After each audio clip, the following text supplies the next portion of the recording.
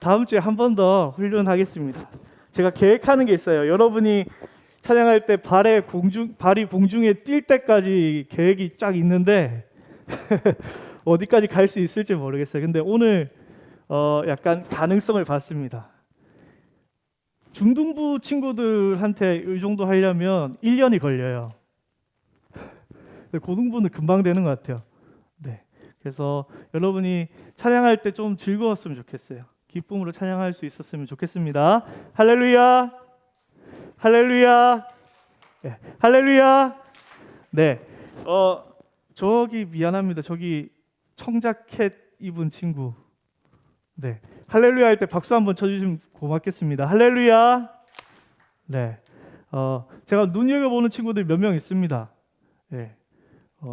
있는데 제가 뒤에 끝나고 찾아갈 수도 있으니까요. 네. 열심히 예배에 임해 줬으면 좋겠습니다.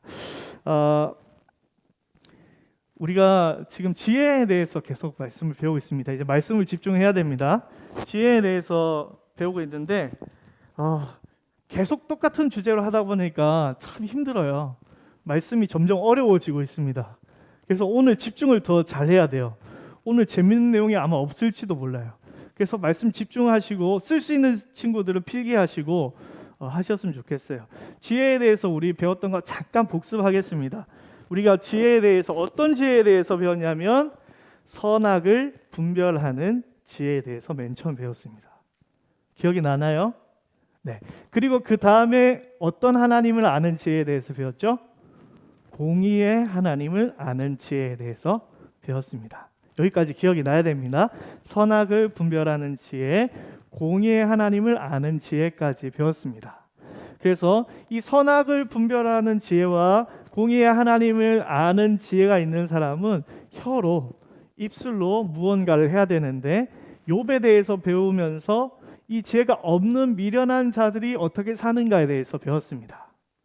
그리고 저번 주에는 그러면 지혜가 있는 사람들은 이 혀로 가지고 입술을 가지고 어떻게 무엇을 해야 되는가에서 무엇을 하는가에 대해서 배웠습니다. 조금 더 구체적으로 이야기하면 우리가 입술로 할 수 있는 것, 지혜가 있는 사람이 입술로 할 수 있는 것, 첫 번째 선하신 하나님을 찬양해야 됩니다.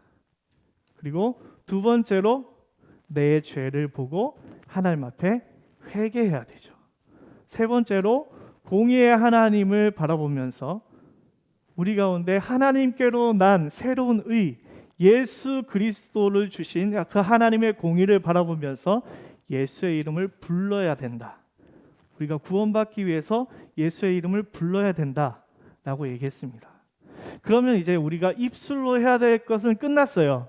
그리고 우리가 천국에 가면 되는데 아직 우리가 남아있는 이유가 뭐라 그랬죠? 아직 우리가 남아있는 이유가 아직 하나님의 지혜가 없는 사람들이 있기 때문에 우리의 입술, 우리의 혀의 힘에 따라서 사람의 죽고 사는 문제가 달려있기 때문에 좀 더 다르게 얘기하면 우리 친구들이 말하는 그 입술을 통하여서 여러분 주변에 있는 사람들이 죽느냐 사느냐 라는 문제가 달려있기 때문에 여러분은 이 자리에 있어야 된다라고 이야기했습니다. 자, 이 이야기를 듣고 베드로 이야기도 추가를 하면서 여러분 할 수 있습니다 까지 말씀을 나눴습니다. 한 주 동안 물론 명절이 끼었지만 사람은 낚는 업으로서 입술을 통하여서 내가 무언가 했다. 손 들어보세요. 사람을 살리는 일을 무언가 했다. 아니면 말씀을 듣고 나서 부모님을 위해서, 친구를 위해서, 친척들을 위해서 내가 기도했다. 있습니까? 손 들어보세요. 아무도 없습니까? 아무도 없어요. 왜 아무도 없죠? 네. 여러분은 지식이 있는 거죠. 아직 지혜가 없어요. 지식과 지혜는 조금 다르거든요. 말씀을 많이 들었어요. 어떻게 해야 되는 지식은 있어. 근데 아직 지혜가 없어서 몸이 안 움직이는 거예요. 그래서 오늘 말씀을 추가적으로 조금 더 살펴보려고 합니다. 조금 오늘 말씀과 거리가 있는 걸 수도 있지만 제가 중학교 때까지 육상 선수였습니다. 몸매가 육상 선수 몸매죠. 육상 선수 치고 살이 좀 너무 많이 쪘죠, 그죠? 근데 제가 옛날에는 되게 말랐습니다. 그래서 제가 대학교 때 사진 한번 보여드리도록 하겠습니다. 한번 보여주세요. 네, 제가 어디 있을까요? 네, 제일 가운데 이렇게 폼 잡고 있는 친구가 접니다. 저랑 다르죠? 이때 뭐 포샵 이런 거 없어요. 있는 그대로 사진입니다. 진짜 말랐었어요. 대학교 1학년 때 사진인데 더 어렸을 때 더 말랐었어요. 그동안 무슨 일이 있었는지 모르겠는데, 네. 어쨌든 그래서 육상 선수를 했는데 저런 몸매는 종목이 딱 정해져 있어요. 어떤 종목을 할까요? 100m를 할까요? 장거리를 할까요? 100m를 한다고요, 저 몸매로? 네, 100m는 좀 덩치가 있어야 돼요. 장거리를 했습니다. 1500m, 3000m 달리기를 했습니다. 뭐 정식 선수 이런 거는 아니고 시 대회 하면 학교 대표로 나갔어요. 그래서 뭐 한 달 전부터 훈련 받고 막 이렇게 했습니다. 그래서 제가 고향 울산이거든요. 울산 광역시입니다. 인구 100만이 넘는 대도시에서 입상을 해서 시 전체에서 3등 그리고 다른 종목에서 1등 하기도 했습니다. 그 얘기를 잠깐만 할 건데 제가 그 학교에서는 제일 빨랐거든요. 학교에서 제일 빠르니까 자신이 있었어요. 그래서 시합을 딱 하는데 3000m는 7바퀴 반인가 그래요. 400m 트랙 7바퀴 반을 뛰는데 나름대로 전략을 짰습니다. 처음에는 천천히 달려야지. 그래서 첫 바퀴를 천천히 달렸어요. 근데 천천히 달려도 너무 천천히 달린 거야. 거의 반 바퀴 이상, 첫 바퀴인데 반 바퀴 이상 차이가 났어요. 그래가지고 한 바퀴를 딱 돌았습니다. 근데 코치 선생님이 옆에 멀리서 있거든요. 코치 선생님이 갑자기 욕을 하는 거예요, 나한테. 야, 빨리 뛰라고 했어. 그래서 빨리 뛰었습니다. 엄청 빨리 뛰었어요. 그래서 이번에는 반 바퀴를 앞질러 갔습니다. 그래서 제 생각에는 그렇겠죠. 앞질러 간 김에 끝까지 내가 달려서 1등 하면 되겠다 라고 달렸습니다. 7바퀴 반이니까, 그죠? 7바퀴 반이니까 지금 2바퀴 돌았으니까 한 5바퀴만 더 제가 열심히 달리면 1등을 할 수 있을 것 같더라고요. 그래서 거의 6바퀴 때까지 제가 계속 1등이었습니다. 거의 혼자 떨어져서 반바퀴 차이로 1등이었습니다. 근데 이제 힘든 거야. 그래서 점점 따라잡히기 시작합니다. 점점 따라잡히는데 저랑 같이 갔던 대회에 참석했던 친구가 있습니다. 걔는 그 인라인 스케이트 선수였어요. 흑인이야, 완전 시꺼매요. 근데 걔는 처음부터 빨리 달리지 않았어요. 그냥 자기 페이스대로 달리는 거죠. 그러다가 마지막 7바퀴째 제가 역전을 당합니다. 이제 몇 등이죠? 2등. 그래 뭐 2등, 울산 전체에서 2등 정도 괜찮지 가고 있었어요. 이제 반바퀴 지나고 이제 100m 남았습니다. 몇 등이죠? 2등. 근데 역전을 점점 당합니다. 뒤에서 따라오던 3등이 저를 제치고 지나가는 거예요. 저 몇 등? 3등. 1등으로 달리다가 3등이 됐습니다. 근데 진짜 자존심 상한 거는 이게 학년 종목이 아니고 부거든요. 중등부. 근데 제가 마지막에 따라잡힌 애가 1학년. 저는 중학교 3학년. 그 치욕적인 상을 받은 거죠. 별로 자랑스럽지 않은 3등 상을 받았습니다. 제가 무슨 얘기를 하려고 지금 이 얘기를 꺼내냐면 저는 달리기를 하는데 때에 대해서 잘 몰랐어요. 7바퀴 반을 도는 동안에 이때는 이렇게 해야 되고 마지막에는 이렇게 해야 되고 그런 때에 대해서 몰랐습니다. 그 때에 대해서 잘 아는 사람이 한 명 있었죠. 누구요? 코치 선생님. 근데 코치 선생님 말을 제가 잘 들었으면 1등 했을 수도 있어요. 근데 코치 선생님 말 안 듣고 내 마음대로 뛰다가 3등 한 거죠. 그렇게 좋은 성적이 아니라 조금 치욕적인 3등을 했습니다. 우리가 말씀을 들었어요. 그죠? 성경 말씀을 들었는데 왜 이 말씀대로 못 사느냐? 아직 때에 대해서 정확하게 몰라서 그렇다라고 저는 생각해요. 오늘 본문의 내용 속에 숨겨진 뒷배경은 때에 관한 것이거든요. 이 때를 아는 지혜가 우리 가운데 있어야 우리가 입술로 사람을 살리는, 하나님의 의를 행하는, 영혼을 살리는 그런 삶을 살아갈 수 있습니다. 그래서 오늘 말씀 듣기 전에 때에 대해서 잠깐 살펴볼 건데 고개 드세요. 고개 숙인 사람들. 네, 성경을 지금 보지 마시고 쓰려고 해도 저를 보셔야 돼요. 자, 우리 앞에 있는 네 분만 저를 도와주시면 좋을 것 같은데 네 분만 나오실래요? 앞에 있는 네 명 아무나. 네. 지금 이 유튜브로 보는 분들은 이게 영상에 다 나올지 모르겠는데 우리 거리 두기를 해야 되니까요. 위로 올라가셔가지고 네 분이 좀 이렇게 서주시면 좋을 것 같아요. 네, 그리고 전체를 한번 잡을 수 있으면 잡아주시면 좋을 것 같아요. 네, 조금 더 가운데로 벌려주시고, 네, 네. 여기는 지금 어느 때냐면 창세기 1장 1절입니다. 태초에 하나님이 천지를 창조하시니라. 맨 처음 시작입니다. 자, 여기는 어디냐면 누군가의 인생의 시작점입니다. 태어난 거, 엄마 뱃속에서 태어난 시작점. 자, 그럼 여기는 어딜까요? 여기는 어딜까요? 태어났으니까 어떤 사람의 인생의 죽는 시점이죠. 자, 여기는 어딜까요? 죽음 이후에 어딘가겠죠. 그죠? 죄송합니다. 좀 부끄럽죠? 자, 일반적으로 사람들은 때에 대해서 생각할 때 여기서 여기까지를 생각합니다. 내가 태어난 때, 그리고 내가 언젠간 죽게 될 거야.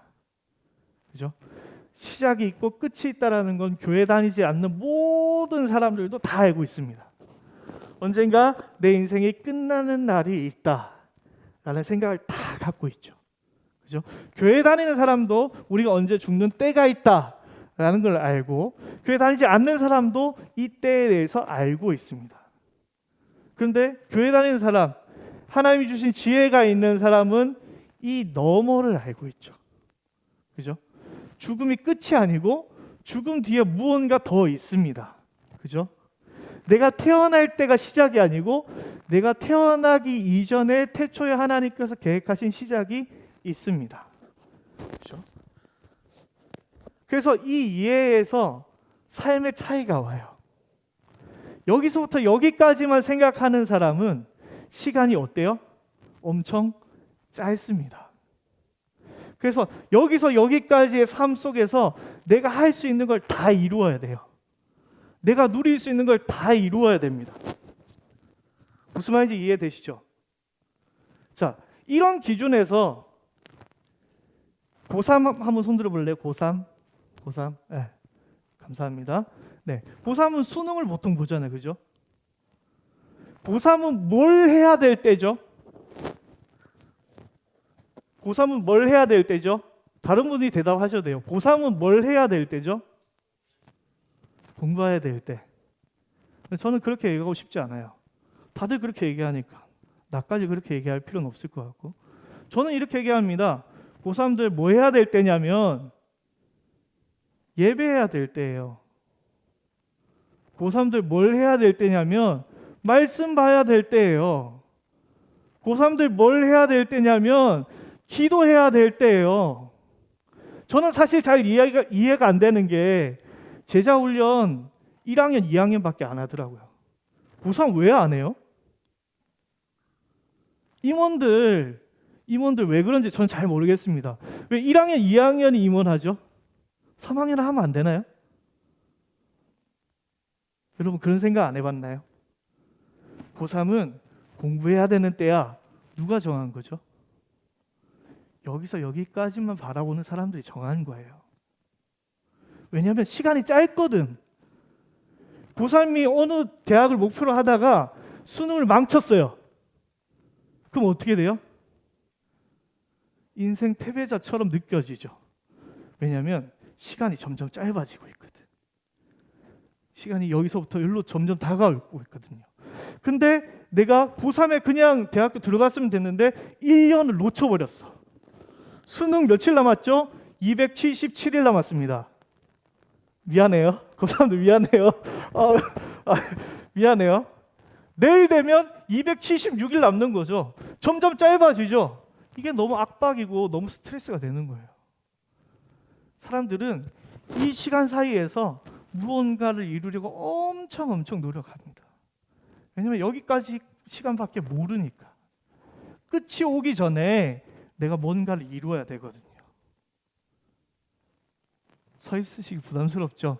이걸 머리에 넣으세요. 잠깐 들어가세요. 네, 계속 있기엔 제가 미안해서. 그래서 이 사이에 있는 사람들은 이 사이의 시간 안에서 모든 걸 판단합니다. 이 시간 안에 있는 사람이 여기 앞에 있는 저를 판단한다고 생각해 보세요. 어떻게 평가할까요? 여러분 잘 모르시지만 저는 올해 37입니다. 네, 왜 놀라시죠? 네, 올해 37입니다. 결혼했을까요? 안 했을까요? 결혼했을까요? 안 했을까요? 결혼 아직 안 했습니다. 주변에 괜찮은 누나나 언니나 있으면 네, 농담입니다. 네, 결혼하지 않았어요. 집이 있을까요? 없을까요? 집 있을까요? 없을까요? 저 집 없어요. 집 없습니다. 원룸 삽니다. 원룸 살아요. 네. 차 있을까요? 없을까요? 관심이 없죠. 네. 차 있습니다. 차 있긴 있는데 지금 요즘 계속 문자가 와요. 뭐 어떤 문자가 오냐면 얼른 폐차하라. 네, 차가 굴러다니고 있긴 한데 네, 정말 옛날 차예요. 제 주변에 교회 안 다니는 친구들, 지금 친하게 지내지 않지만 그런 친구들 보면요, 집도 있습니다. 가정도 있어요. 차도 엄청 좋아. 그렇죠? 맨날 여행 다녀. 애들 예쁜 사진도 막 올려요. 자, 그런 사람들, 세상에서 태어나서 죽는 그 시간만 있는 사람들, 그때를 아는 사람들은 저를 볼 때 어떻게 평가할까요? 아마 패배자처럼 평가할지도 모르겠어요. 에이구, 왜 저렇게 사니? 대학원까지 나와가지고 제가 공부 진짜 오래 했습니다. 대학교도 나오고 대학원까지 나오고 그러고 나서 저러고 사니? 라고 얘기하는 사람들이 있을 수 있죠. 근데 여러분은 그런 때를 아는 사람들이 아니라는 걸 기억했으면 좋겠어요. 이 사람들은 이 때 안에서 뭘 못 보냐면 하나님을 못 봐요. 하나님이 태초에 시작하셨고 그리고 마지막 때에 심판하시고 그 뒤에도 하나님 계신다는 거. 이 모든 시간이 하나님의 시간이라는 걸 모릅니다. 그래서 태어나서 죽을 때까지 시간은 내 시간이에요. 나의 유익을 위해서, 나의 즐거움을 위해서 내 마음대로 사는 게 중요해요. 내가 누리고 싶은 거 다 누리고 죽어야 돼. 내가 갖고 싶은 거 다 갖고 죽어야 돼. 만약에 못 얻으면, 내가 이 시간 안에 못 얻으면, 아니면 못 얻는 걸 넘어서서 내가 죽을 때까지 행복하지 못할 것 같아. 그러면 어떻게 되죠? 어떻게 하죠? 자살하는 거죠. 이 자살하면 인생이 끝이라고 생각하니까 자살하는 거예요. 근데 끝이 아니잖아요. 그죠?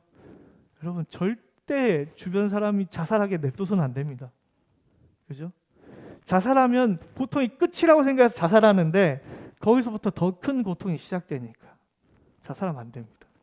얘가 좀 딴 데로 샜는데 그래서 이 시간 안에 갇혀 있는 사람들은 이 시간 안에 내 능력으로 모든 걸 다 하려고 합니다. 오늘 말씀 읽지 않았지만 오늘 잠언 21장을 볼 거예요. 잠언 21장을 한번 펴고 저랑 같이 말씀을 조금씩 살펴보도록 하겠습니다. 4절 말씀에 보면 이렇게 얘기하고 있습니다. 21장 4절에 이렇게 얘기하고 있습니다. 눈이 높은 것과 마음이 교만한 것과 악인이 형통한 것은 다 죄니라 라고 이야기하고 있습니다. 잠언은 사실은 되게 어려운 성경이에요. 원어를 모르면 이해하기 어려운 성경인데 이렇게 얘기하고 있습니다. 눈이 높다, 눈이 높다라고 얘기하고 있고, 마음이 교만하다 얘기하고 있는데 원어에는 마음이 넓다라고 이야기하고 있어요. 눈이 높고 마음이 넓다. 이 얘기는 뭐냐면 내가 모든 걸 다 할 수 있어. 내가 눈이 이렇게 높아. 내 마음이 이렇게 넓어. 난 모든 걸 다 할 수 있어. 내 힘으로 모든 걸 다 할 수 있어 라는 걸 표현하고 있는 거예요. 그래서 내게 주어진 이 때 안에서 내가 뭔가를 이뤄보려고 노력합니다. 열심히 공부도 하고 학원도 가고 과외도 받고 열심히 노력해요. 나중에 대학교를 가고 직장에 취업하기 위해서 시험도 보고 결혼도 하고 다 합니다. 내가 원하는 걸 얻기 위해서 난 다 할 수 있어. 그런데 그러다가 원하는 걸 얻어지면 참 다행인데 얻을 수 없을 때도 있잖아요. 그죠? 수능을 봤는데 내가 수능 망칠 수도 있는 거잖아. 그죠? 그러면 어떻게 되느냐? 5절 말씀에 이렇게 얘기합니다. 부지런한 자의 경영은 풍부함에 이를 것이나 조급한 자는 궁핍함에 이를 따름이니라. 시간이 점점 줄어드니까 내가 이루고 싶은 걸 이룰 수 있을 줄 알았는데 못 이루니까 마음에 어떤 마음이 생기냐면 조급한 마음이 생기는 거예요. 조급하면 어떻게 되는가? 6절 말씀에 속이는 말로 재물을 모으는 것은 이라고 시작합니다. 조급하니까 이제 뭔가 나쁜 방법을 쓰기 시작하는 거예요. 거짓말로 재물을 모읍니다. 7절 말씀에는 더 나아가서 거짓말로도 안 돼. 그럼 어떻게 하냐면 악인의 강포는 자기를 소멸하나니. 강포는 폭력을 얘기하는 거예요. 힘을 얘기하는 거, 무력. 거짓말로 말로 안 되니까 힘을 쓰는 거죠. 그렇게 해서라도 내가 이 시간 안에 얻어야 돼. 누려야 돼. 8절 말씀에 죄를 크게 범한 자의 길은 점점 심각해지는 거죠. 근데 여기서 말하는 죄는 어떻게 보면 세상의 법에는 걸리지 않는 죄일 수도 있어요. 하나님이 볼 때 거짓되고, 하나님이 볼 때 교만하고, 하나님이 볼 때 강팍하고 포악하고 그런 죄. 세상에서 법에 걸리지 않으니까 하나님 상관없이 하나님 안 보이니까 이 때에서 내 즐거움을 이루기 위해서, 내 유익을 이루기 위해서 하나님 없는 인생을 살아가는 거예요. 그래서 그러한 인생을 바라볼 때에 우리는 어떻게 해야 되는가? 9절에 이렇게 얘기하고 있습니다. 다투는 여인과 함께 큰 집에서 사는 것보다 움막에서 사는 것이 나으니라 라고 이야기하고 있습니다. 갑자기 여인이 등장하는데 이 여인은 앞에 거를 다 종합한 사람이에요. 이 여인과 큰 집에서 사는 것보다 움막, 여기 움막은 그냥 집 위에 지붕에 있는 작은 다락방 같은 걸 얘기하는 거예요. 거기서 사는 게 더 낫다라는 겁니다. 혹시나 우리 결혼하신 선생님들이 이거 보고 이혼에 적합한 말씀이거나 이렇게 이해하시면 안 됩니다. 그런 건 전혀 상관없고, 세상에 많은 사람들은 이 좁은 때를 알기 때문에 이 안에서 조급해하며 하나님 앞에 죄를 지으며 자기네 원하는 것을 위해서 하나님 앞에 범죄하며 살지만 너희는 그 사람들하고 어울려서 살면 안 돼 라고 이야기하고 있는 거예요. 그리고 거기서 끝나는 게 아니라 이 사람들은 하나님이 보이지 않잖아요. 그죠? 그리고 이 때에서 누가 주인공이냐면 자기가 주인공이에요. 자기가 주인공입니다. 내가 유익을 얻으면 돼요. 내가 즐거우면 돼요. 내가 좋은 대학에 들어가면 되지. 다른 친구가 좋은 대학 들어가는 거 상관이 없어. 그죠? 다른 친구들이 고생하는 거 상관이 없다니까요. 내가 중요해요. 그래서 어떻게 하느냐? 10절 말씀에 악인의 마음은 남의 재앙을 원하나니 라고 이야기합니다. 우리 친구들 안 그런 것 같죠? 우리 친구들이 학교에서 시험을 봤어.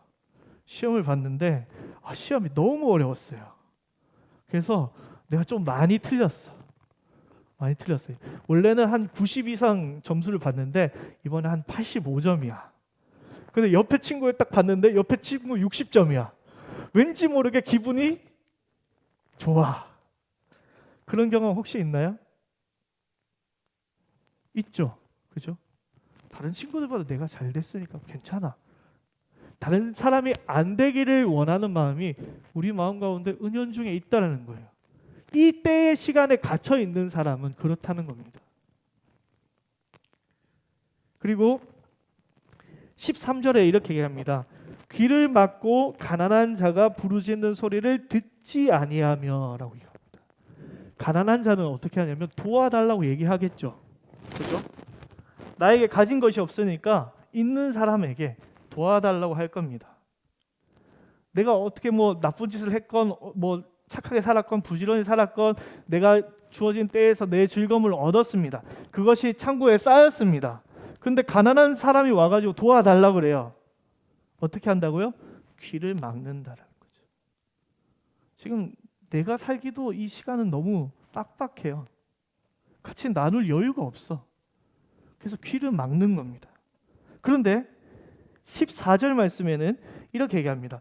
은밀한 선물은 노를 쉬게 하고 품 안의 뇌물은 맹렬한 분을 그치게 하느니라. 근데 내가 필요할 때는 나보다 더 힘이 있는 사람이 나를 괴롭히고 나에게 화가 나 있을 때는 그 사람 마음을 깔아앉히기 위해서 내가 가진 것을 쓴다는 거예요. 선물을 주기도 하고 뇌물을 주기도 하고. 뭐를 위해서?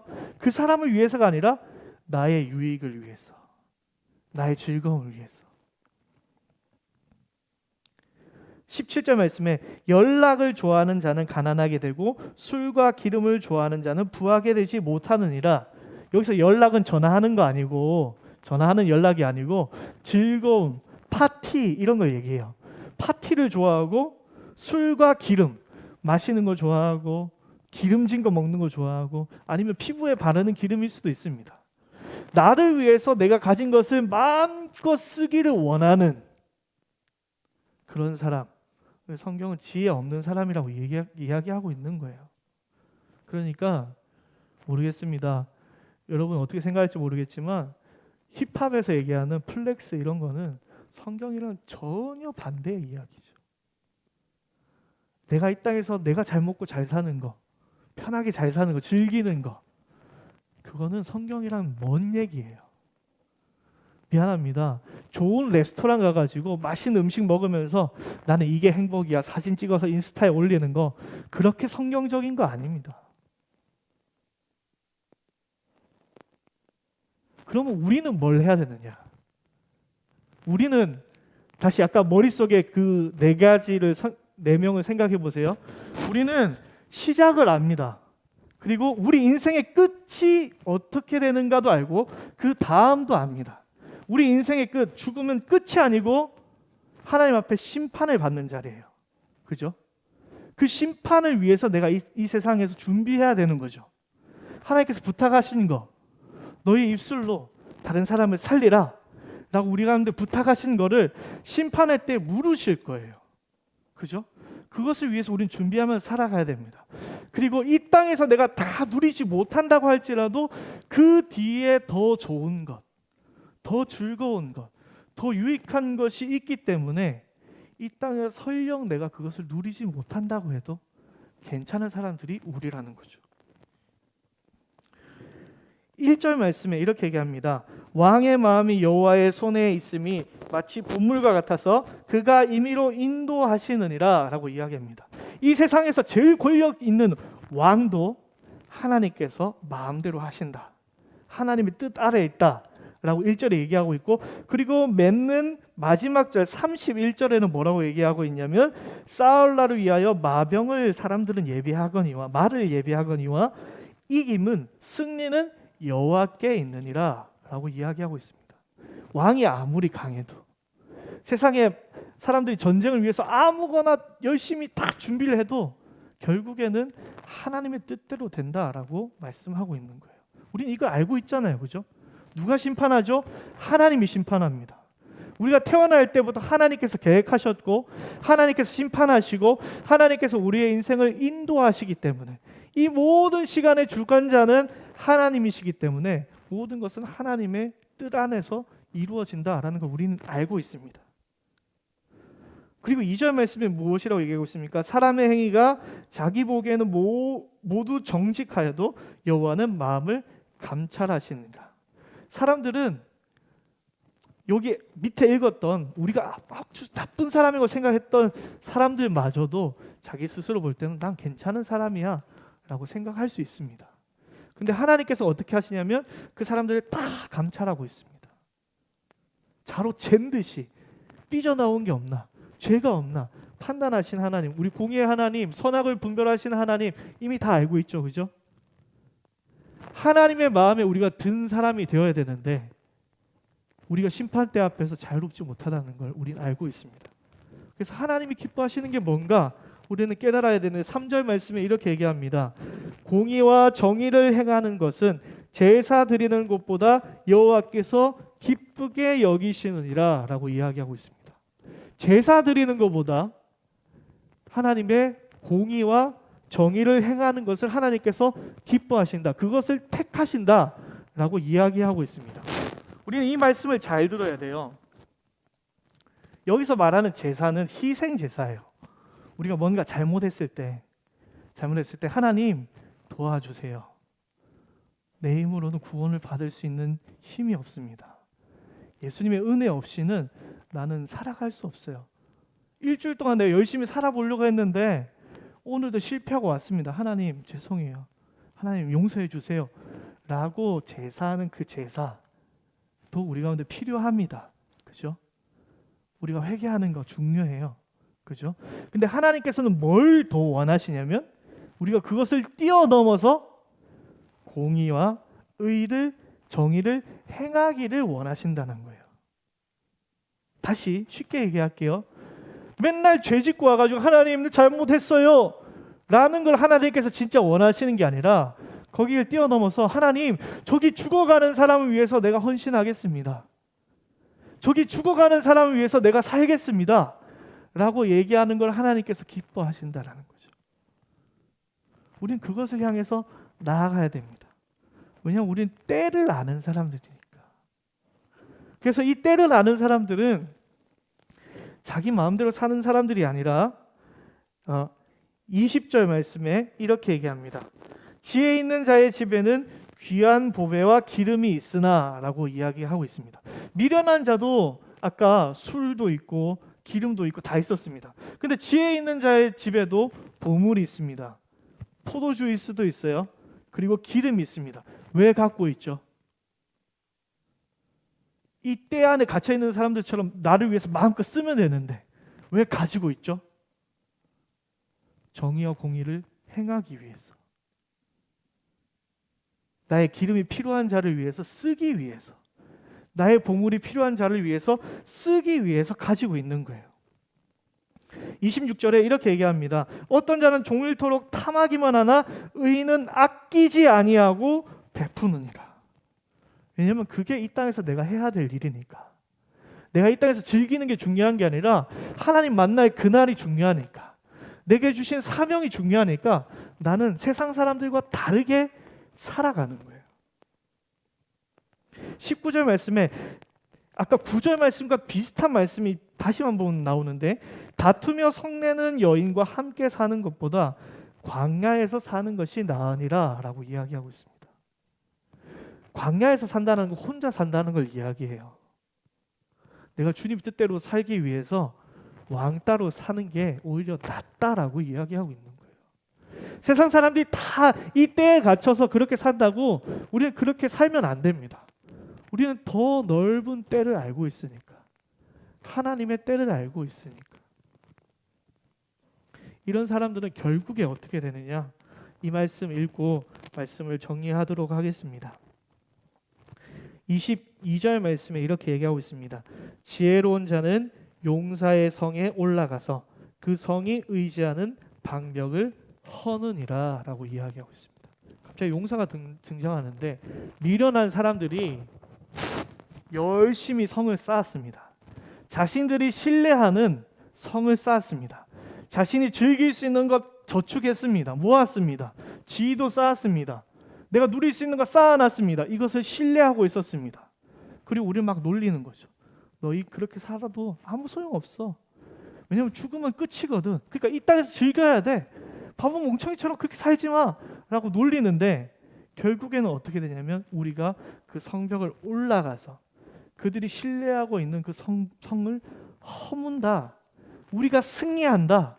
우리가 이긴다 라고 이야기하고 있는 겁니다. 말씀의 결론을 짓겠습니다. 여러분에게 정말로 지혜가 있었으면 좋겠어요. 특별히 때를 아는 지혜가 있었으면 좋겠습니다. 여러분, 고3이라고 하나님 앞에 헌신 못할 이유가 없습니다. 고등학생이라고 공부해야 된다고 하나님 앞에 헌신 못할 이유가 없어요. 하나님께서 우리 가운데 맡겨주신 사명 안에서 하나님의 시간을 살아가는 거죠. 하나님께서 우리 가운데 주신 시간을 살아가는 겁니다. 하나님 만날 그날을 바라보면서 살아가는 겁니다. 여러분 스스로 노력해가지고 좋은 대학교, 서울대학교 들어가서 그게 뭐가 하나님께 영광이 되겠습니까?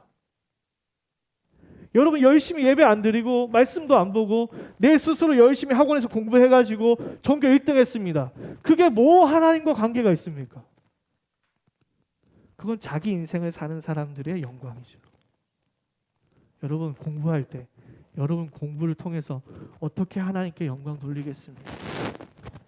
여러분이 학교 생활할 때 어떻게 하나님께 영광 돌리겠습니까? 하나님께서 맡겨진 사명, 정의를 행하고 공의를 행하고 죽어가는 영혼을 살리는 우리 모든 고등부 친구들이 되기를 간절히 축복합니다. 우리 같이 찬양하면서 같이 기도하도록 하겠습니다.